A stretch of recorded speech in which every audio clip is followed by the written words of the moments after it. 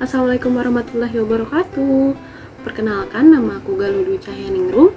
Pada kesempatan kali ini, aku mau jelasin salah satu topik dari anak berkebutuhan khusus, yaitu tunanetra. Nah, kalian tahu nggak sih sebenarnya tunanetra itu apa? Jadi, secara etimologis, tunanetra itu terdiri dari dua kata, yaitu tuna dan netra. Tuna yang artinya luka atau rusak, kemudian netra yang artinya penglihatan. Jadi, dari dua kata ini dapat kita simpulkan bahwa tunanetra merupakan rusaknya atau luka pada bagian penglihatan yang mengakibatkan kurang atau tidak memiliki kemampuan penglihatan. Dicatat ya teman-teman, kurang atau tidak memiliki. Secara umum kan kalian sering menyimpulkan bahwa tunanetra itu sama dengan buta. Padahal sebenarnya enggak ya teman-teman. Tunanetra itu belum tentu buta. Jadi tunanetra itu ada dua klasifikasi. Yang pertama buta total, yang kedua ada low vision. Nah, yang pertama buta total. Buta total itu berarti dia tuh gak punya kemampuan penglihatan sama sekali. Terus juga buta total ini memiliki ciri-ciri. Yang pertama, dia itu sering menggosokkan matanya secara berlebihan. Terus juga matanya itu bisa bengkak di bagian tumbuh bulu mata. Kemudian ada juga yang matanya juling. Terus juga ada yang matanya iritasi. Terus juga biasanya anak yang buta total itu sering berkedip dengan intensitas yang sering kayak gini-gini gitu. Terus juga sukar membaca atau mengerjakan tugas yang menggunakan indera penglihatan. Lalu yang kedua tadi itu ada low vision. Low vision itu apa sih? Low vision itu kalau kita misalnya melihat suatu objek itu kita harus mendekatkan benda tersebut ataupun menjauhkannya. Nah, atau dengan kata lain, low vision itu berarti tidak memiliki atau memiliki kemampuan melihat yang kabur seperti itu. Nah, ciri-cirinya itu jika menulis ataupun membaca itu dia jaraknya bakal sangat dekat sama mata. Terus juga di kornea matanya itu ada selaput atau awan-awan gitu. Jadi kayak ada selaput putih yang menutupi matanya. Terus juga dia berkacamata tebal tapi masih membaca atau menulis dengan jarak yang dekat. Kan seharusnya kalau misalnya sudah berkacamata berarti dia sudah punya alat bantu dalam melihat, tapi dia sudah berkacamata yang tebal tapi masih harus melihat atau membaca dari jarak yang dekat. Nah, itu bisa menjadi salah satu ciri-ciri pengidap low vision. Dari dua karakteristik tersebut, anak pengidap tunanetra itu berarti mempunyai hambatan-hambatannya. Secara dia nggak bisa dapat informasi secara visual. Berarti dia punya hambatan-hambatan yang dialaminya, yang mendampak pada dirinya. Yang pertama itu ada dampak sosial. Dampak sosialnya jelas. Yang pertama, anak tunanetra itu bisa aja dikucilkan atau nggak ditemenin sama teman-temannya. Terus juga yang kedua ada dampak terhadap bahasanya. Dampak terhadap bahasa di sini bisa dikatakan bahwa pengidap tunanetra ini nggak bisa kalau lawan bicaranya itu menggunakan bahasa tubuh, karena ya kan dia nggak bisa melihat, jadi nggak bisa dia menggunakan bahasa tubuh. Kemudian ada dampak itu terhadap mobilitasnya. Dampak terhadap mobilitasnya jelas kalau dia tuh susah kalau misalnya mau berpindah tempat. Dia cuman bisa nyaman berpindah tempat kalau misalnya tempat itu sudah dia diami selama sehari-hari atau setiap harinya tuh dia ke situ gitu. Kayak misalnya contoh di rumah. Contoh di rumah kan dia tahu nih beloknya tuh di mana.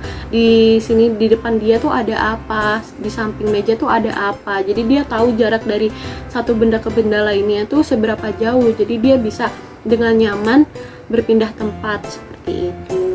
Kemudian setelah kita mengetahui dampak-dampaknya, kita juga harus tahu layanan pendidikan yang cocok bagi anak tunanetra, yaitu ada taman kanak-kanak luar biasa, kemudian ada sekolah dasar luar biasa, kemudian ada sekolah menengah pertama luar biasa, kemudian ada sekolah menengah luar biasa.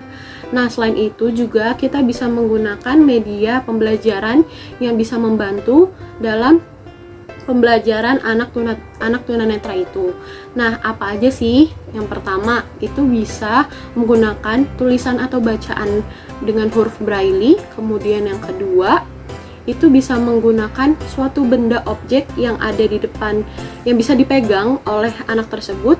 Kemudian yang ketiga ada audiobook. Jadi bisa menggunakan rekaman suara seperti itu. Nah, setelah kita mengetahui nih apa aja sih atau karakteristik dari anak tunanetra ini, perlu juga kita ketahui kalau misalnya anak tunanetra ini tuh sama loh, sama kayak kita, sama kayak manusia normal lainnya.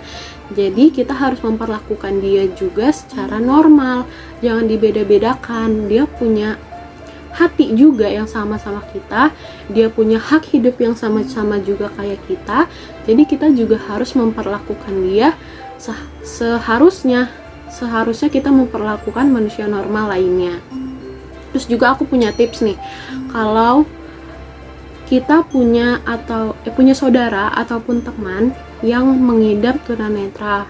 Nah, yang pertama yang harus dilakukan yaitu perlakukan dia dengan normal.